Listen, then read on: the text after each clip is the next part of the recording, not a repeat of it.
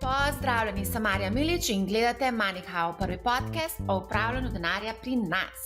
Pred vlagatelji so negotovi časi, ne le vojna v Ukrajini, ki divja že dober mesec dni, pač pa tudi povišana inflacija vnaša nemir med vlagatelje.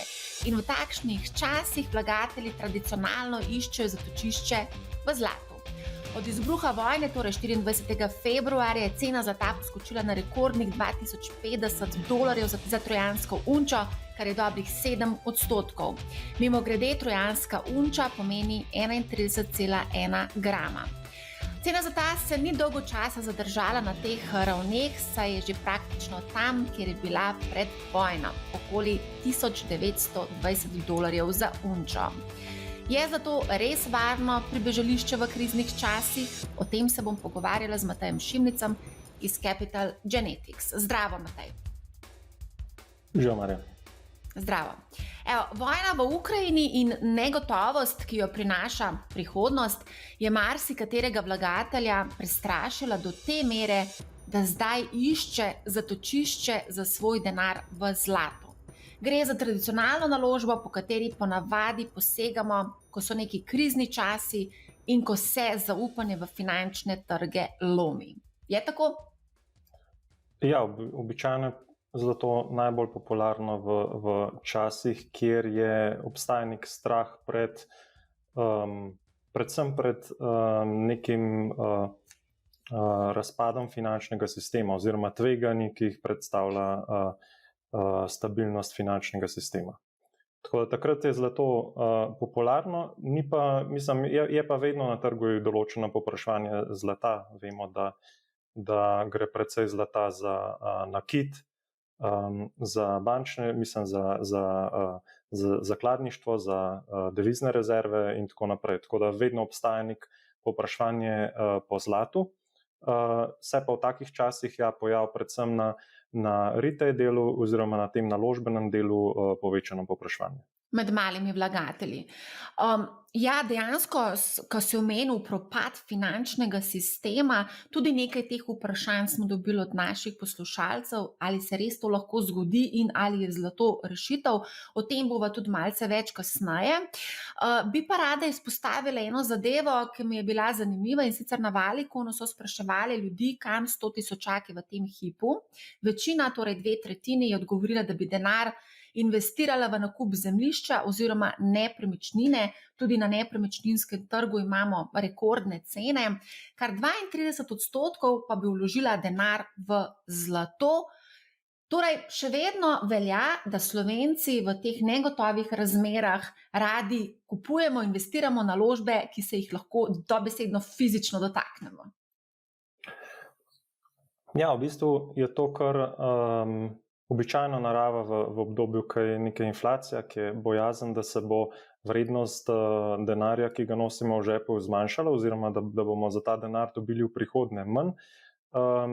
Zdaj, tukaj pri nas seveda niso ekstremne razmere, tako da še vedno ljudje razmišljajo o nekih alternativnih naložbah, kot si omenila zlato in nepremičnine. Smo bili pa recimo priča v Turčiji, pa tudi v Rusiji, predvsem za Turčijo so bile novice, ker je lira izgubljala precejšno vrednost napram evru, da so ljudje recimo pa kupičali avtomobile in druge trajne dobrine, ker je pač so bili to najlažje dostopni hranilci vrednosti. Tako da v različnih časih ljudje iščejo različne rešitve, kako zavarovati to svoje premoženje pred inflacijo. Ja, spet nekaj fizičnega, rabljeni avtomobili, a ne? Ja, vedno je neka stvar, za katero se zdaj ena stvar je recimo v primeru nepremičnin, da gre za naložbo, ki jo lahko oddajamo in nosi neke prihodke v prihodnje. Recimo temu prihodke, ki so zavarovani pred inflacijo, ker ljudje pričakujejo, da vedno lahko dvigujejo vrednost nepremičnine, vrednost oziroma nivo najemnine. Na drugi strani so pa premoženja, kot je zlato, ki ne nosijo nekega donosa konstantnega, je pa v družbi v bistvu odnos do te do te naložbe tak, da je vedno obstaja možnost, da to prodamo oziroma da se nekdo drug zanima za to sredstvo. No, se o tem bova potem še malce več kasneje povedala. Zanimiva mi je bila pa tudi anketa, ki sem jo naredila na mojem LinkedIn profilu in ki spremlja 7000 ljudi, približno ta LinkedIn profil. Kaj bi storili z 10 tisočaki za obdobje 5 let? To je ravno tisto obdobje, ki je res negotovo in ne vemo, kaj se bo zgodilo. Na prvem mestu so zanimivo izglasovali, torej s 45% so izglasovali delnice in delniške sklade, na drugem mestu pa so bile plemenite kovine s 25%. Očitno se pomembno razlikujejo mnenja med različnimi skupinami, tako po starosti, kot tudi po poklicu in statusu.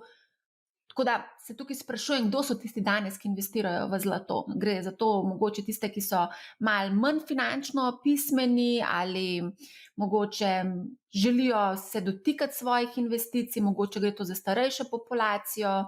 Težko rečem. Jaz mislim, da gre bolj za v bistvu posameznike, ki so mogoče bolj tradicionalno naravnani, ki niso toliko aktivni na finančnih trgih, ki v bistvu so v določeni meri tudi podlegli nekim oglaševanju in mantri o tem, da je zlato edina končna rešitev. V teh časih, ne? Ja, v teh časih in tudi nasplošno, da vsi se zavedamo zgodbe, oziroma dejstva, da centralne banke konstantno tiskajo denar in da nas, če ne sedaj, vsaj nekje v prihodnje čaka soočenje z neko veliko inflacijo, tako da sigurno se tradicionalni vlagatelji odločajo za to, dočim mlajše populacije, ki jim je bliže kriptosvet, za njih je pa odgovor Bitcoin oziroma druge kriptovalute, ki prav tako v bistvu po njihovi oceni razrešujejo vse težave. Ja, ne vem, zdaj pravijo, da je Bitcoin digitalno zlato, malce drugače se je obnašal v tem času recimo vojne, recimo, ko je nastopila neka krizna situacija, ni bilo ravno obnašanje Bitcoina tako kot recimo na primeru zlata. Ja, mogoče Bitcoin potrebuje še neko potrditev. Verjetno je pomembno tudi to, da je bila struktura vlagateljev zelo podobna strukturi vlagateljev, ki je, oziroma da je šlo za vlagatelje, ki so na eni strani investirali v Bitcoin in tehnološke delnice. Tako da v takih primerih, ko se določen segment vlagateljev odloča za sicer različne asset klase oziroma naložbene razrede, zadeva potem vseeno v določenem obdobju, ko recimo smo videli padce na borznih trgih, zadeva postane korelirana. Tako da to je razlog, recimo, da najverjetneje, da se Bitcoin obnašal bolj kot tehnološke delnice, ne pa toliko kot zlato. V prihodnje bomo pa videli, kako se bo ta zgodba Bitcoina odvila. Ja. Bo zanimivo seveda opazovati to. Tudi naredili smo eno zelo zanimivo epizodo z Matejem Tomažinom o tem, kako se Bitcoin obnašal in tudi stabilni kovanci so bili kar taki zanimivi v tem času teh napetosti v Ukrajini. Zdaj, ko ljudje govorijo o zlatu, si morda ne predstavljajo vseh načinov, kako lahko dostopamo do zlata. Niso samo zlate palice ali pa zlati kovanci ali pa zlate verižice, ne, pač pa imamo kar nekaj poti na voljo, da pridemo do zlata. A greva opisati nekaj teh možnosti, poleg teh klasičnih poti, da gremo v zlatarno kupiti neko zlato verižico ali pa v specializirane ponudnike po kakšno zlato palico? Ja, to sigurno je nekaterim najbližje ta slednji pristop, to se pravi, da dejansko pridobijo fizično zlato. So pa tudi drugi načini, kot je pač nakup ETF-a, ki vlaga v fizično zlato. Imamo tudi ETF-e, ki so vezani na terminske pogodbe. Obstajajo tudi ponudniki zlata, ki dejansko pač kupimo zlato in nam on v bistvu je skrbnik nekih zlatih rezerv oziroma zlata in nam pač to dodeli to lastništvo v svojem trezorju. Tako da obstajajo zelo različni načini, je pa verjetno pač ta odločitev, za katero vrsto zlata se odločimo, tudi v tem, koliko aktivni bomo. Če smo pač se trenutno bojimo določene situacije in pričakujemo, da bo prihodnje vseeno se razrešila in da bomo ta denar potem investirali v druge naložbene razrede, potem je sigurno najbolj pač primeren nakup nekega ETF-a, sklada, ki vlaga v fizično zlato. In ko se pač odločimo za prodajo, se pač enostavno s parimi kliki zamenjamo zlato za denar in naprej v delnice oziroma katerokoli naložbo. Tukaj se je treba zavedati, da so tukaj tudi davčni vidiki, tukaj pride do davčnega dogodka in je treba tudi plačati davek, medtem ko na fizično zlato pa ni davka, ne? Res je, tam se pa davek skriva nekje drugje. Tam se pa davek skriva nekje drugje, o tem bomo midva danes tudi še precej govorila. Ampak ja, radi bi pa mogoče velikokrat slišimo po radiju, televiziji ali pa kjerkoli drugje o naložbenem zlatu. Zdaj, mogoče tukaj ena taka, bi nekako malo ločila stvari. In sicer nekateri strokovnjaki izpostavljajo, da investicija v zlato ni pravzaprav investicija, ampak gre v bistvu za varovanje za neka viharna obdobja. Kot koncev, to se je tudi že omenil, zlato za razliko od drugih investicij ne prinaša nobenih denarnih tokov, kot so recimo dividende ali pa obresti, pač pa ravno nasprotno imetniku povzroča predvsem stroške. Ja, res je, da dejansko pač, če se odločimo za nakup zlata, še posebej v fizični obliki, moramo plačevati določeno shranjevanje. Konec koncev, tudi če se odločimo za nakup recimo ETF-a, imamo neke oportunitetne stroške, to se pravi stroške oziroma moramo primerjalno gledati, kaj lahko naprimer za denar, ki ga namenimo zlato, dobimo v drugih naložbah, recimo v dividendnih delnicah, v nepremičninskih skladih, pa tudi ne nazadnje v primeru depozitov oziroma kakšne so depozitne mere. Zato tudi, če zgodovinsko gledamo, zlato ni primerna naložba v vsakem okolju. Tudi če imamo inflacijo, če vidimo, da je na trgu inflacija, zlato, zaradi tega, kar sem omenil, še vedno tekmuje z depoziti oziroma z depozitno obrestno mero. In če se centralne banke odločijo za zadostno višanje obrestnih mer in imamo realno pozitivne obrestne mere, zadosti visoke seveda, potem je tudi povpraševanje po zlatu manjše in takrat zlato ni več toliko v taki meri korelirano z inflacijo. Mogoče bi pa vseeno omenila tudi, kakšni so bili donosi z zlatom na nek dolgi rok ali pa kratek rok, da je mogoče oba scenarija omeniti. Ker je pomembno, v kakšnem obdobju smo, govorimo o bikovskem trendnu, medvedjem trendnu in tudi zlato se tukaj zelo drugače obnaša. Ja, mislim, z glave zdaj ne vem številka, je pa tako, da je zelo težko pač reči. Recimo, če centralne banke zadosti zvišajo obrestno mero, je to čisto neko drugo obdobje. To se pravi, dejansko je to obdobje, kdaj je zlato najbolj zanimivo oziroma najbolj donosno, zelo odvisno od tega, kako hitre so reakcije centralnih bank. Če je ta reakcija zadosti konkretna, potem se ljudje raje odločajo za depozite, kot pa za nakup zlata oziroma takih alternativnih naložb. Mogoče sam tukaj povem na hitro, za 10-letno obdobje je cena zlata prinesla pač imetnikom 17% donosnost, medtem ko za investicijo v S&P, ameriški indeks S&P 500 v 10 letih z upoštevanimi dividendami pa preko 300%.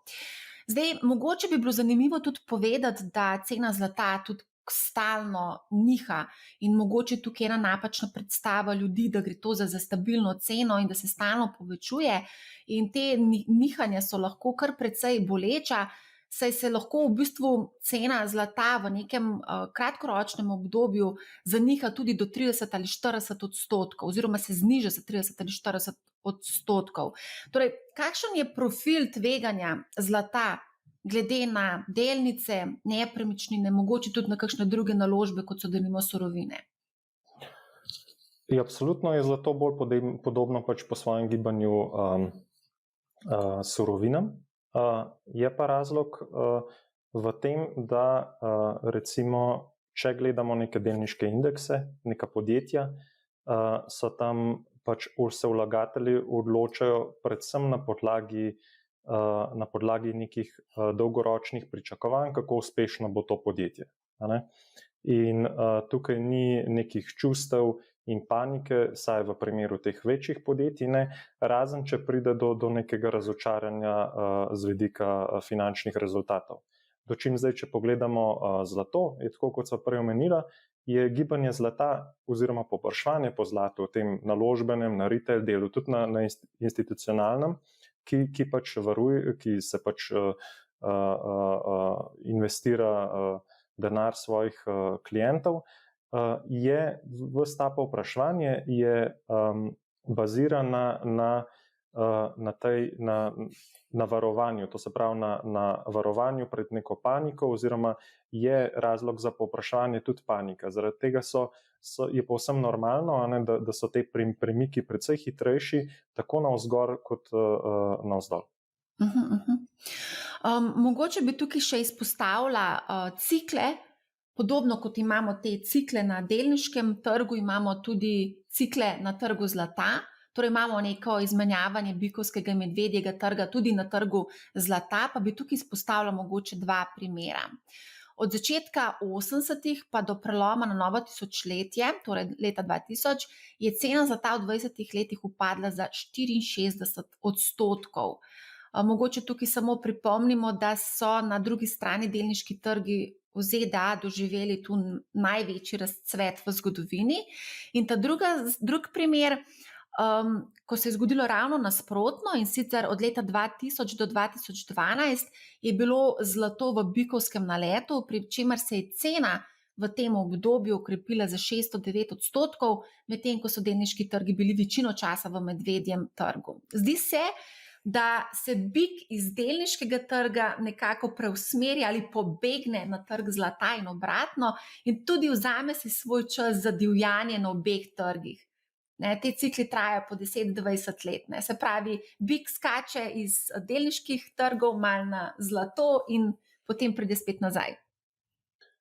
Ja, dejansko gre za to, da tudi če pogledamo na področje inflacije, kako se inflacija giba, gre prav tako v ciklih. Razlog je pa precej enostaven. Zelo radi pač vlečemo črte in pač oblikujemo pričakovanja na podlagi nedavnih trendov, in je vsem povsem naravno, da če je nafta bila 80 in je zdaj 100 in gre verjetno na 120, 150, 200, 300 in tako naprej. Ljudje zelo hitro začnejo oblikovati neke trende in neka pričakovanja, ampak realnost je povsem drugačna, ker se pač cenam prilagaja tudi povpraševanje. Povpraševanje je elastično oziroma je odvisno od cene, in v primeru, da se bo nafta višala, bodo tudi pritiski na potrošnjo in se bo potrošnja zmanjšala, s tem se bodo zmanjšali tudi inflacijski pritiski, tudi centralne banke bodo odreagirale z višjo obrestno mero, ekonomija se ustavi in v takih okoljih potem pač ni več nekih inflacijskih razlogov za povpraševanje zlata. Običajno se v takem okolju potem so razlogi, ko se ekonomija ustavlja, se običajno težave preselijo v bančni sistem in v negotovost zaradi morebitne stabilnosti finančnega sistema, ampak slej ko prej se pa tudi ta zadeva umiri in jasno takrat povpraševanje po zlatu izgine oziroma postanejo relativno bolj zanimive delnice, ki so pač ugodno vrednotenje v takem okolju. Zdaj, res pogosto omenjamo, ko govorimo o zlatu, tudi seveda omenjamo inflacijo. Jaz se pa sprašujem, a bi lahko naš portfelj zaščitili drugače, in sicer proti povišani inflaciji, in sicer da bi uporabili inflacijsko zaščitene obveznice, to so tako imenovane TIPS, torej Treasury Inflation Protected Securities, ali bi lahko to uporabili namesto zlata? Ali je mogoče ta sistem ali pa princip zaščite portfelja z zlatom, mogoče, a je to mogoče zastarelo? Jaz mislim, da je zastarelo oziroma je nekoliko okorno. Te inflacijsko ščitene obveznice so alternativa, ampak v bistvu je odgovor na zaščito pred inflacijo pač precej bolj enostaven. Če pričakujemo neko zviševanje cen, splošne ravni cen, vemo, da te dvigi cen od nekod prihajajo. To se pravi, ali je to nafta, ali so to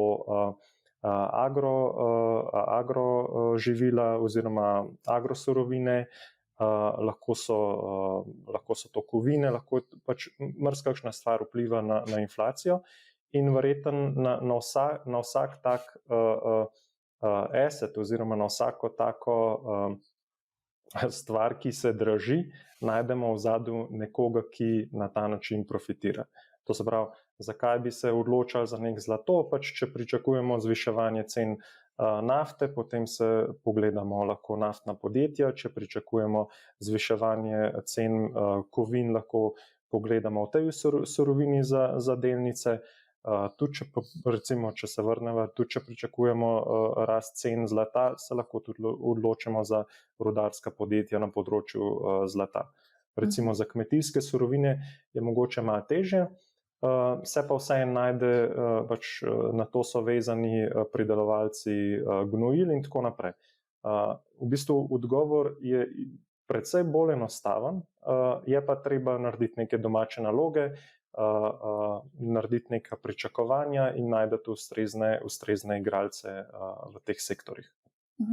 Marsikdo se sprašuje o sestavi portfelja, kolikšen delež v portfelju naj bi imeli zlata. Nekateri govorijo od 5 do 10%, ali to velja v čisto vseh okoliščinah, se pravi v dobrih in slabih časih, ali velja to predvsem za čase, ko je povišana negotovost, ko imamo povišano inflacijo, ko obstaja neke možnosti nekih kriz in podobno? Jaz mislim, da vedno je mogoče pametno, da nekaj mogoče zlata imamo. Je pa vse odvisno od tega, koliko je nekdo pripravljen biti aktiven oziroma koliko je dejansko aktiven. Sigurno so obdobja, ko je pač gibanje zlata bolj ugodno za vlagatelje in obdobje manj, ampak pač aktivnost je vedno, kot vemo, dvorizni meč. Mogoče bi zdaj pogledali še stroške, ki so ključni pri vseh investicijah, ne samo pri zlatu, in spet v bistvu opažamo, da marsikdo ne naredi domače naloge in popolnoma zanemari v bistvu stroške nakupa in prodaje ter hrambe zlata. Mogoče tukaj lahko omenim, da poznam kar nekaj ljudi, ki kar doma v predalu hranijo svoje plemenite kovine. To mislim, da pač ni pravo mesto za naložbo. Poleg tega se mi zdi, da marsikdo v bistvu niti ustrezno ne poskrbi za zaščito, za hrambo, in s tem, ko to ne naredimo, v bistvu vedno tvegamo tudi možnost potencialnega vloma. Leta 2011, ko je bilo zlato na rekordu, so bili tudi na rekordu vlomi v stanovanja. Takrat smo celo uspeli pokazati korelacijo med ceno zlata in pa številom vlomov. Takrat je tudi policija v bistvu opozarjala, da se je število vlomov povečalo in da so lopovi v lovu za zlatnino, ki jo hranimo doma. Tudi ta vidik je potrebno upoštevati. Ni to, da kupimo eno zlato ne palco, ampak tisto ploščico in jo vržemo nekam v predal in pač pustimo, da se nabira praktično prah na tej ploščici. Ja, v bistvu prvi strošek, ki ga imamo pri nakupu zlatih ploščic, so sigurno provizije oziroma razlika med nakupno in prodajno ceno. Manjše kot so te ploščice oziroma manjšo količino kot kupimo, večje so te razlike. Lahko tudi 10, 15, lahko tudi 20%, odvisno od ponudnikov, tipa samega izdelka. Tako da najprej sigurno moramo biti pri tem na to pozorni, potem pa jasno moramo nekje varno shranjevati to svoje premoženje oziroma mora biti še celo plačevati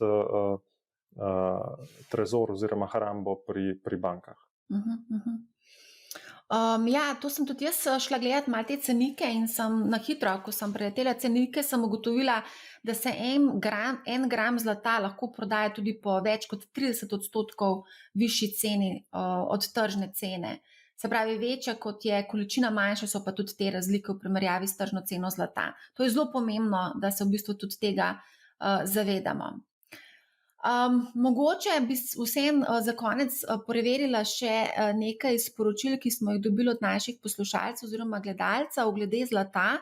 Pa dajva najprej pogledati nekaj komentarjev, nekaj vprašanj je prišlo, recimo Katarina prek našega Discorda. V Discord kanala objavim povezavo tudi v opisu epizode do našega Discorda.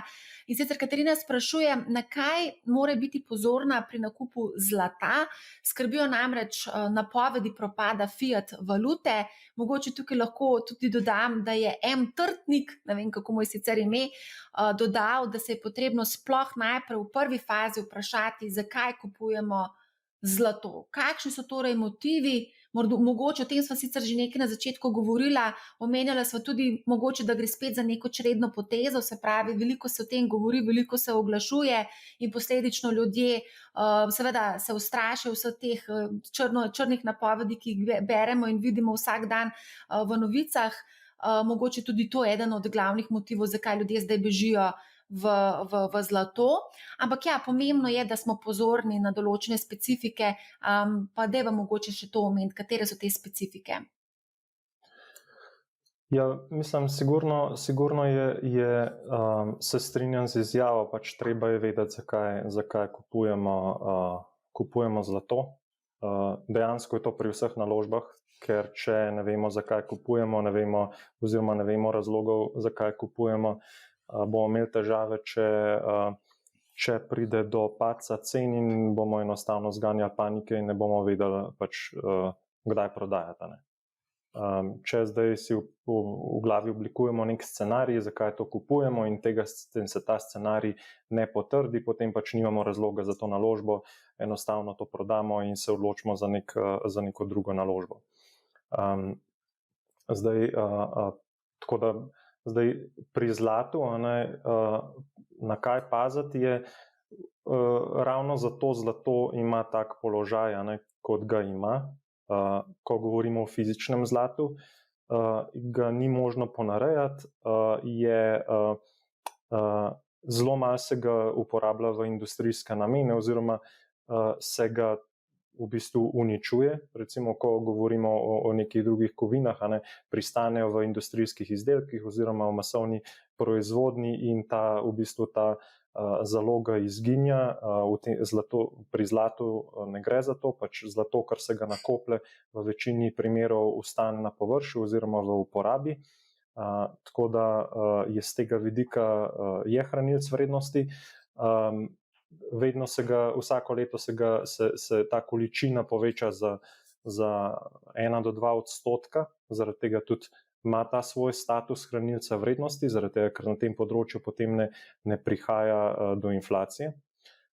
V zgodovini smo seveda videli tudi primere, ko so Španci recimo z Južne Amerike uvozili novo odkrito zlato in tudi na zlato povzročili inflacijo, ampak tega danes ni. Tako da je zlato zelo pač tak izdelek, ki pač, če se odločamo za fizično zlato, je pač pametno, da je da izhaja iz neke kovnice, ki je splošno priznana, oziroma da nimamo potem še z težavami s potrjevanjem čistosti kovine. Ko govorimo o naložbenem zlatu, o ETF-ih, je vseeno pametno, da se odločimo za sklad, ki vlaga v fizično zlato. To pomeni, da vsakič, ko mi kupimo, vplačamo v ta sklad, se za ime sklada alocirajo pač zlato v trezorjih v Londonu ali New Yorku ali kjerkoli je to zlato shranjeno, in da mogoče ne vlagamo oziroma da se izogibamo pač skladom, ki vlagajo papirno zlato oziroma izvedene finančne instrumente. Zdaj, v večini okolij to ni težava, se pa lahko v primeru, ko pride do resnih težav finančnega sistema, pojavi tudi vprašanje takih skladov. Tako da mogoče boljš klikniti nekega drugega, delnico nekega drugega sklada. Tako da ostalih tukaj zadev pa mislim, da jih težko dodamo še. Mogoče samo še certifikat, ko kupujemo fizično zlato, je fajn, da dobimo certifikat ob nakupu tega zlata, ne? Ja. V bistvu, da izhaja iz neke kovnice, da te palčke oziroma palice so običajno ustrezno pakirane, imajo vsa potrdila, in če že plačamo neko premijo za izdelek, je pametno, da to preverimo na internetu, odkot izhaja, kako je s prodajo, kje lahko to prodamo in tako naprej. Ker mogoče tudi tega ponudnika v prihodnje niti ne bo, sploh če pride do kakšnih resnih situacij, in je pametno, da vemo, kje lahko to ploščico prodamo. Ok, gremo naprej. Damjan nam je tudi pisal, in sicer pravi, da je pred časom del portfelja investiral v fizično zlato oziroma srebro preko slovenskega posrednika, seveda po bogatih provizijah, ker nisem imel informacije, da je varno kupovati tudi preko spletne strani Bullion Vault. To smo že večkrat omenjali tudi na Moneyhowu, to spletno stran. Damjan pravi, da je bil delno skeptičen glede hrambe pri njih, zaradi pomanjkanja izkušenj in zaradi slabih praks oziroma prevar na splošno. Zdaj, Bullion Vault, to smo že večkrat omenjali, to gre za ponudnika, ki v bistvu ponuja možnost investiranja v zlato in mislim, da tudi v nekatere druge plemenite kovine. Gre za fizično zlato, ki je shranjeno v sefih v Švici, Londonu, Hongkongu in nekaterih drugih lokacijah. Tako da je pa ni samo en tak ponudnik, takih ponudnikov je več, zato je nujno pomembno, da seveda tudi preverimo stroške nakupa tudi preko teh ponudnikov. Ja, jaz osebno nimam izkušenj s tem, je pa tako kot pri vsaki stvari, ker se pač na novo podajamo oziroma so nam zadeve tuje. Najprej investiramo manjši znesek, vidimo, kako se zadeva obnaša, da vidimo tudi, kakšne so provizije oziroma kakšni drugi stroški, in se potem najbolj varno je se potem ravnati, kakšne izkušnje dobimo sami. Ja. Ok, Janko nam je tudi pisal, on pa pravi, da so plemenite kovine samo tiste, katere dejansko vidi, jih prime in jih lastnoročno shrani.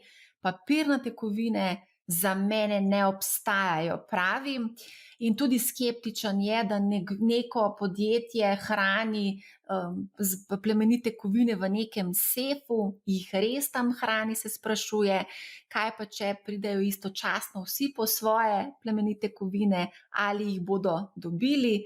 Za zaključek pa še pravi, da vsaj 10% portfelja bi bilo fino imeti investiranega v plemenitih kovinah, pa kakšen peden zemlje, pa še nekaj dodatkov zraven za hude čase.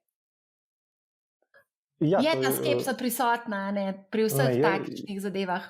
Absolutno. Tudi na splošno, ko govorimo o nekih portfeljih, pač vsak si oblikuje portfelj pač po lastnih željah, tako kot vidi svet. Tu gre na eni strani o tem, da verjamemo, v kater sektor verjamemo, v katere podjetja verjamemo, na drugi pa tudi v to, koliko se pač bojimo glede situacij v prihodnje z vidika pač inflacije, vojne in tako naprej. Tako da absolutno je tukaj, jaz mislim, da bi težko rekel, da je neko napačno mnenje. Na koncu pod črto je prav zadnje 2 leti smo videli toliko izrednih dogodkov, da težko rečemo, da se določene stvari mogoče v prihodnje res ne bodo zgodile. Tako da je težko tukaj kogarkoli obsojati oziroma reči, da je alokacija napačna. Ja. Greva samo zaključiti še z potencialom za rast v prihodnjih 5 letih. Zdaj, če pogledava razmerje med ceno zlata in pa vrednostjo ameriškega indeksa S&P 500, bi lahko ocenili, da je še nekaj prostora za rast cene zlata, zlasti če se delniški trgi v naslednjih letih prekucnejo v medvedji trg, ne? Ja, mislim, tukaj je pač zlato se bo gibalo na podlagi teh v bistvu predvsem sentimenta vlagateljev. Zdaj, določene raziskovalne institucije delajo tudi, kakšni so izkopi zlata, kakšne so zaloge zlata, kakšna je potrošnja zlata. Nekdo drug bo na grafu vrstil, tako kot so prej slišala, fiat valute in printanje centralnih bank in kakšno je razmerje med izdanimi dolarji in vrednostjo zlata in tako naprej. Tukaj obstajajo različne metrike, ki jih ljudje gledajo, ampak na koncu bo vse odvisno od celega kupa nekih dejavnikov in pod črto zaupanja vlagateljev. Jaz verjamem, da se bo v prihodnje inflacija umirila oziroma bodo, če drugega ne, visoke cene prisilile k ljudi in podjetja k manjši potrošnji teh surovin in bo tudi na račun tega bodo cene opadle. Verjamem, da se bo v doglednem času tudi umirila situacija v Ukrajini in v takem času se bodo vlagatelji najverjetneje odločili za povsem druge naložbe, kot pa je zlato oziroma je lahko zlato spet za nekaj časa pozabljeno. Bomo pa videli, kdo ima prav. Bomo videli, vsekakor se mi pa zdi, da je investicija v dobre odnose lahko tudi mogoče nakup zlate verižice, diamantnega prstana ali pa srebrnega pribora. Ja, se strinjam. Ok, Matej, najlepša hvala za zanimivo debato. Mislim, da sva približno povedala, kaj trenutno dogaja na trgu zlata. Seveda bomo budno spremljali trg zlata še naprej. Tako da najlepša hvala, da si se vzel čas in delil z nami tvoje razmišljanja. Hvala, Marja. Hvala tudi poslušalcem in gledalcem. Če vas kaj žuli, pišite mi na marja@businessspace.com. Poslušajte Money How, ne bo vam žal, lep pozdrav.